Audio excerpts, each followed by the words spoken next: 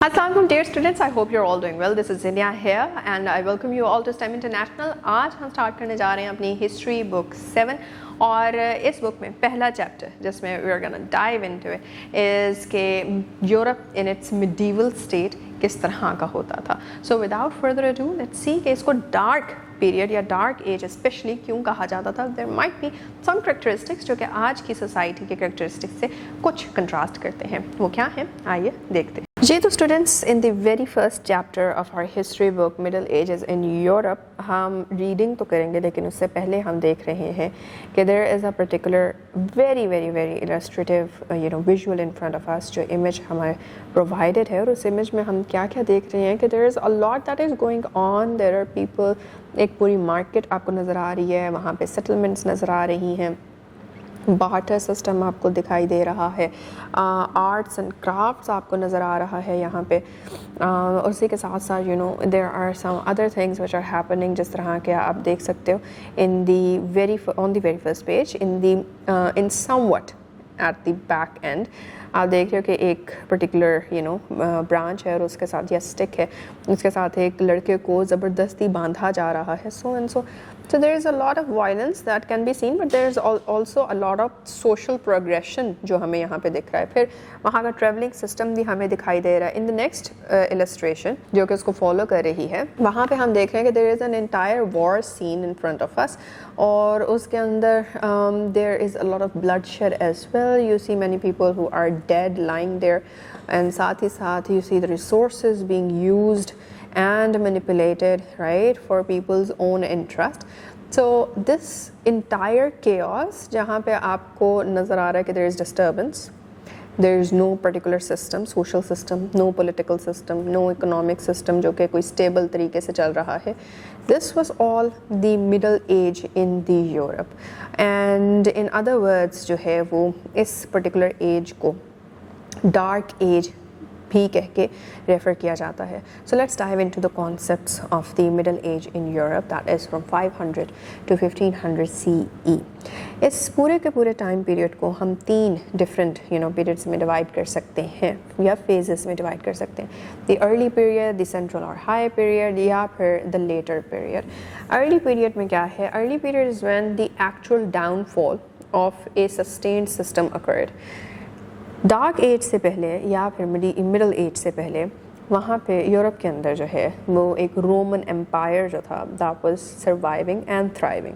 What happened then is कि इस particular time period में the Roman empire it fell, right, it fell weak, और फिर because of the constant war with other parts of the world उसकी वजह से it could not survive, and that is when, क्योंकि सारा का सारा सिस्टम ब्रेक हो गया, people were now basically out of control, कोई भी सिस्टम जो है वो सस्टेन नहीं कर पाया था. तो that is when chaos actually struck the entire western Europe. और इसी में फिर आपको जो है वो खून खराबा और ये वो सारी चीज़ें जिस तरह से पिक्चर में दिखाई दे रही हैं वो नज़र आ रही हैं. And that is where the dark age basically is. Now kind of imagine कि आपके मुल्क से जो है वो लॉज रेगुलेशन सारे ख़त्म हो जाएं, तो ऑफ कोर्स वहाँ पे क्योस होगा. No one is there to tell someone कि उसकी लिमिट्स क्या हैं, कोई लॉ इन्फोर्समेंट नहीं है, कोई पनिशमेंट नहीं है for someone's wrong doing etcetera. That was exactly क्या हो रहा था in the dark ages in Europe. Central और हाई पीरियड में क्या हुआ कि सेंट्रल और हाई पीरियड के अंदर अर्ली मिडिल एज को कंटिन्यू किया गया, और वो कंटिन्यूड तो था, लेकिन यहाँ पे थोड़ी थोड़ी जो है वो अंडरस्टैंडिंग डेवलप हो रही थी लोगों में कि this is not the way to live and we have to do something about this. फिर उसके बाद लेटर पीरियड में चले जाते हैं. लेटर पीरियड में हमें क्या नज़र आता है, क्या दिखता है कि लेटर पीरियड के अंदर जो है वो जो सारा का सारा वो इंटेलेक्चुअल फर्मेंट क्रिएट हो रहा था इन द मिडल पीरियड या सेंट्रल हाई में, उसकी वजह से जो है वो एक मॉडर्न पीरियड की तरफ ट्रांजिशन नज़र आती है आपके वेस्टर्न यूरोप की. और उसके अंदर बहुत सारी चीज़ें जो हैं वो हमें चेंज होती दिखती हैं. एक डेमोग्राफिक कोलैप्स नज़र आता है. क्योंकि बीच में डिफरेंसेस, लोगों के इख्तलाफात इतने थे, लोगों के रिसोर्सेज के पीछे लड़ाइयाँ इतनी थी लोगों की, तो वहाँ पे बहुत से लोगों को मारा गया. पर्ज का पूरा जो है वो एक एटमॉस्फेयर क्रिएट हो गया. Social change of course that is again another very important characteristic of this period. Social change क्या होता है कि जहाँ पे आपके क्लास सिस्टम्स जो हैं वो चेंज हो रहे होते हैं. At one time there was only the high the elite system, जो कि वो लोग होते थे जो कि किसी जगह को जो है वो चला रहे होते हैं. एडमिनिस्ट्रेशन होती है, किंग होता है और उसके जो है वो पर्सनल होता है साथ में.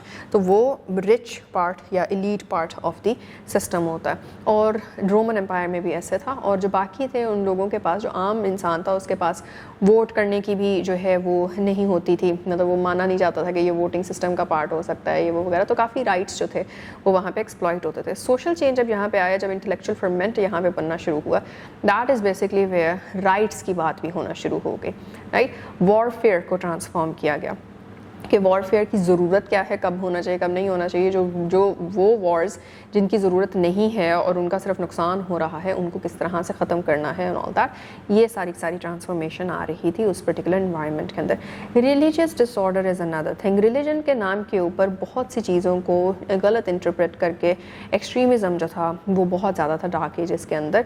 तो सारी की सारी चीज़ में से फिर उनको ये लगा कि रिलीजन को साइड पे रख देना चाहिए और आपके जो सोशल या स्टेट सिस्टम है उसको बिल्कुल रिलीजन से अलहदा रखना चाहिए. तो इस तरफ जो है वो लोग बढ़ना शुरू हो गए.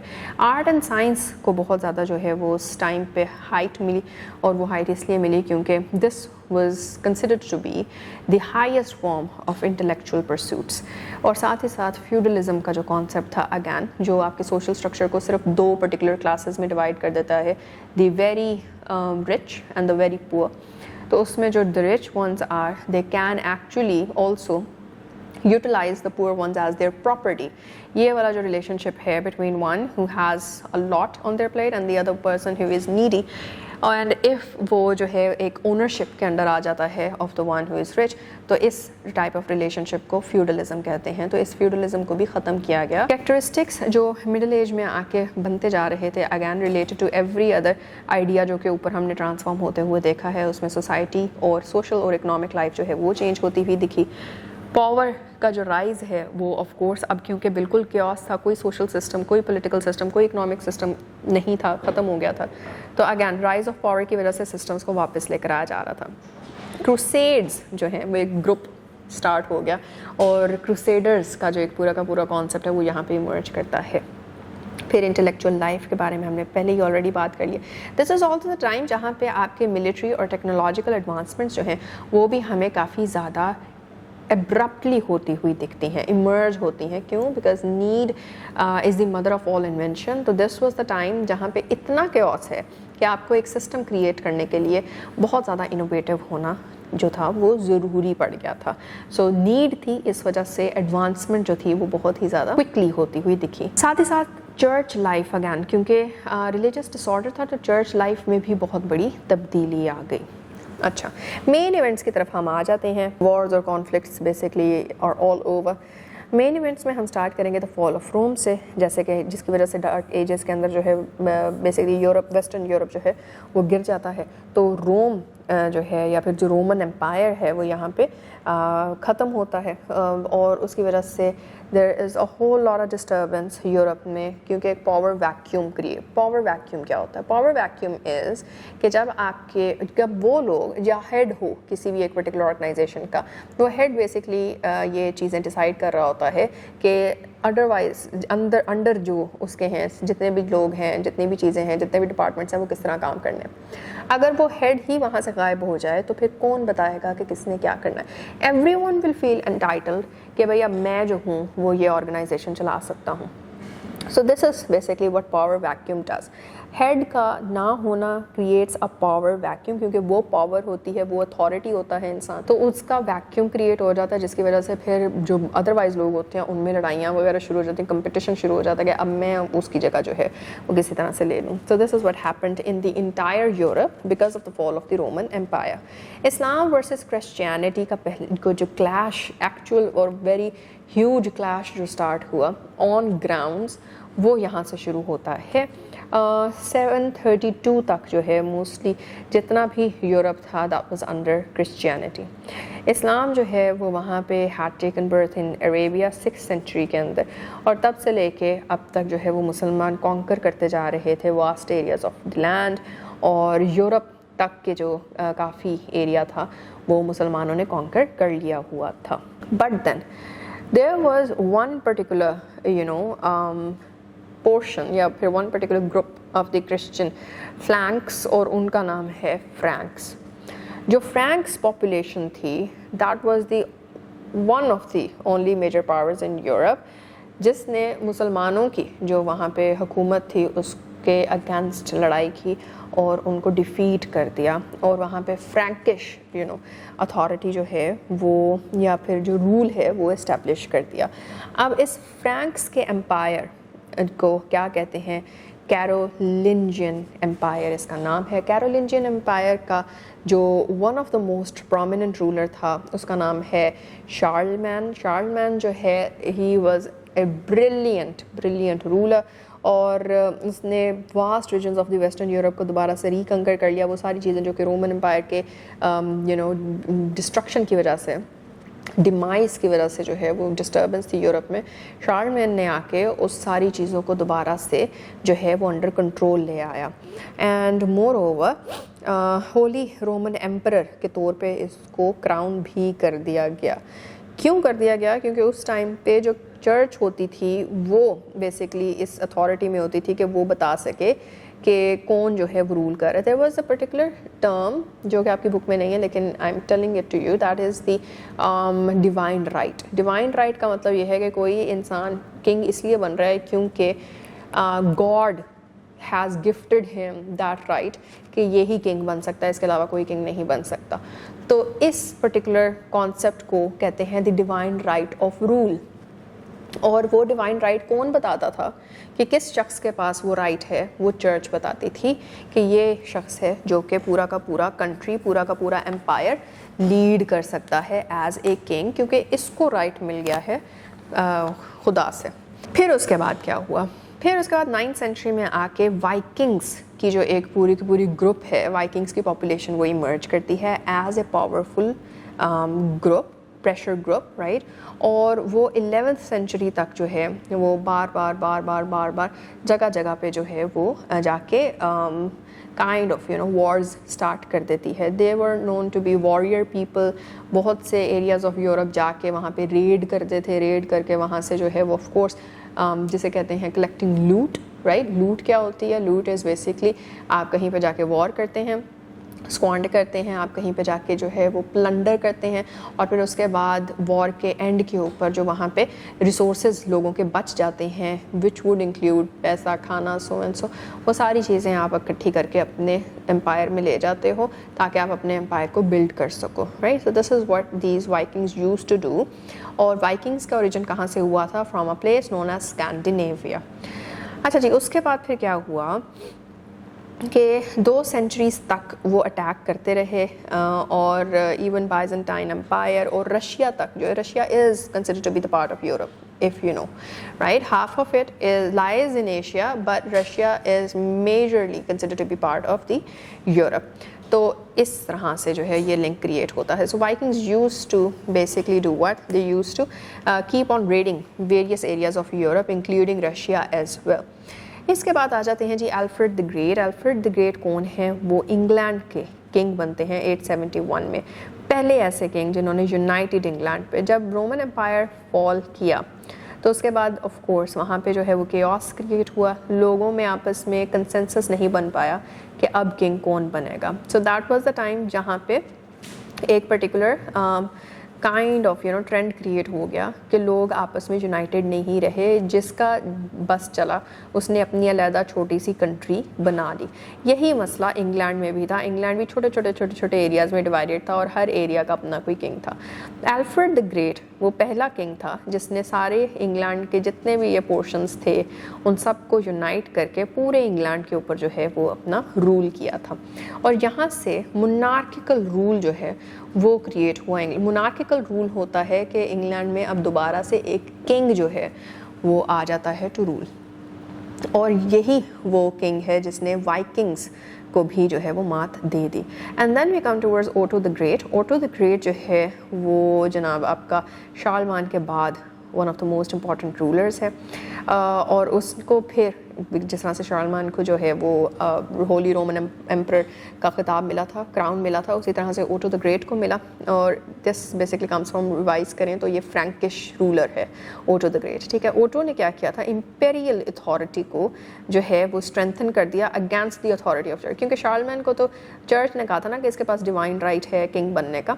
तो ओटो दी ग्रेट ने आके कहा कि नहीं, मुझे चर्च की कोई ज़रूरत नहीं है कि चर्च मुझे बताता हो कि मैं जो हूँ वो किंग बन सकता हूँ। मैं किंग बनूँगा किस वजह से, अपनी अथॉरिटी की वजह से, चर्च के कहने की वजह पीछे कुछ भी नहीं है। तो उसने चर्च की जो स्ट्रेंथ थी उसको वहाँ पे तोड़ दिया। पहला जर्मन था जो कि किंग बना था over lands, vast lands of Europe, including the land which is now known as Italy. फिर उसके बाद आ जाता है William of Normandy. William of Normandy भी आया, उसने इंग्लैंड को कॉन्कर कर लिया। पहले अल्फ्रेड द ग्रेट था, राइट। अब ये आता है और इंग्लैंड को कॉन्कर कर लेता है, और साथ ही यहाँ पे एक नोबिलिटी जो है वो इस्टेब्लिश कर देता है।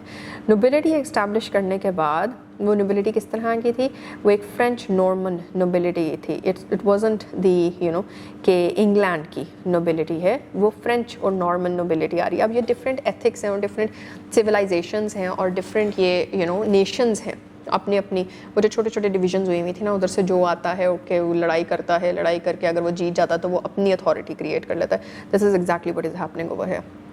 और फिर वो ये सिर्फ उधर अथॉरिटी ही नहीं क्रिएट करता, बल्कि वहाँ पे आके सोशल और पॉलिटिकल जो पूरा का पूरा लैंडस्केप होता है जगह का, उसको भी चेंज कर देता है, इन ऑर्डर कि उसकी अथॉरिटी को सपोर्ट मिलती रहे कमिंग फ्रॉम दी स्ट्रक्चर जो कि उसने बना दिया है उस जगह का। अगर वो पिछले ही स्ट्रक्चर के साथ चलता जाएगा तो फिर उसकी अपनी जगह जो है वो हमेशा कॉम्प्रोमाइज रहेगी, क्योंकि लोग हमेशा उसको फेवर करते हैं जिस चीज़ से वो ज़्यादा फेमिलियर होते हैं। So the first thing that any ruler used to do was कि सोशो पोलिटिकल लैंडस्केप चेंज कर दो, लोगों को कंडीशन कर दो to think and to accept a kind of system, और वो सिस्टम उसी को जो है आगे जाके स्ट्रेंथन करे एज अ रूलर। उसके बाद फिर आ जाते हैं क्रूसेड्स। क्रूसेड्स का भी हमने पढ़ा। Crusaders these are those people जो कि जाते हैं जगह जगह और जगह जगह जाके जो है वो प्लंडर करते हैं और जगहों को जाके कॉन्कर कर लेते हैं। तो द होली लैंड जो था जहाँ पे फिर पोप रहता था, इसके अंदर ये आपका ऑस्ट्रिया का रीजन और ये सारे रीजन्स आ जाते हैं यूरोप के। मुसलमानों ने पहले तो कैप्चर किया था, राइट। फिर उसके बाद यूरोपियन पावर्स फाइट करती रही मुसलमानों को ताकि उनको जो है वो डिफीट करके अपना वहाँ पे बना लें जगह या फिर रूल। तो इसी में 9 मेजर क्रूसेड्स हो गई। Crusaders those people who were actually part of these Wars. तो वो 9 मेजर क्रूसेड्स के बाद जो है द कॉन्सेप्ट ऑफ नाइट, एक किंग्स के नाइट्स होते थे, वो नाइट्स का कॉन्सेप्ट जो है वो यहाँ पे बड़ा स्ट्रेंथन हो गया, और वहीं से फिर नाइट ऑफ दिस और नाइट ऑफ दैट के खिताब भी लोगों को मिलते हैं। अगर आपने शेक्सपियर पढ़ा है तो आपको याद होगा कि मैकबेथ जो था, he was being provided with this position of becoming the night for his king. तो यहाँ से ही वो बेसिकली उसकी पूरी स्टोरी स्टार्ट होती है। दैट इज़ एग्जैक्टली यहाँ से उसका कॉन्सेप्ट कहाँ से उठाया गया है, क्रूसेड्स वाले टाइम पीरियड से। फिर उसके बाद जेरूसलम जो है वो एक होली प्लेस के मानंद उसको जो है वो समझा जाता है, समझा गया है सिंस फॉर एवर। तो वो भी जो है वो it was part of the Muslim empire, और फिर वहाँ पे भी जो है वो क्रूसेड्स लड़ी गई ताकि जेरूसलम को जो है वो कैप्चर कर लिया जा सके, राइट। यहाँ पे the Muslim basically won, और there is a personality named Salahuddin Ayyubi जिन्होंने जो है वो जेरूसलम को सक्सेसफुली कैप्चर कर लिया था फ्रॉम द अदर फैक्शंस उस पर्टिकुलर एरिया की। नेक्स्ट हमारे पास आ जाते हैं जी Richard the lionheart. Richard the lionheart जो है उनको ये नाम किस वजह से जाता है, वो इस वजह से जाता है क्योंकि he was a very very very strong and astute military commander. तो लाइन हार्ट ब्रेवरी का बेसिकली जो है वो सिंबल जा रहा है, इस वजह से उनको रिचर्ड द लाइन हार्ट कहा जाता था। खैर any how he became the king of England after who? After William of Normandy, and that was in 1189. اور یہاں پہ آ کے what he did was کہ مسلمانوں کے اگینسٹ اب ایک نیو فورس جو ہے وہ کریٹ ہو جاتی ہے، اور یہ بھی کروسیڈس میں جو ہے وہ اپنا پارٹ لے لیتے ہیں، اور بہت زیادہ جو ہے وہ وکٹریز بھی ان کو ملتی ہیں اگینسٹ مسلمس. اور یہیں پہ صلاح الدین ایوبی نے جو جیروزلم ایک ٹائم پہ کیپچر کیا تھا، اس کو رچرڈ دا لائن ہارٹ نے ری کیپچر کر لیا ہے اپنے ٹائم پہ آ کے.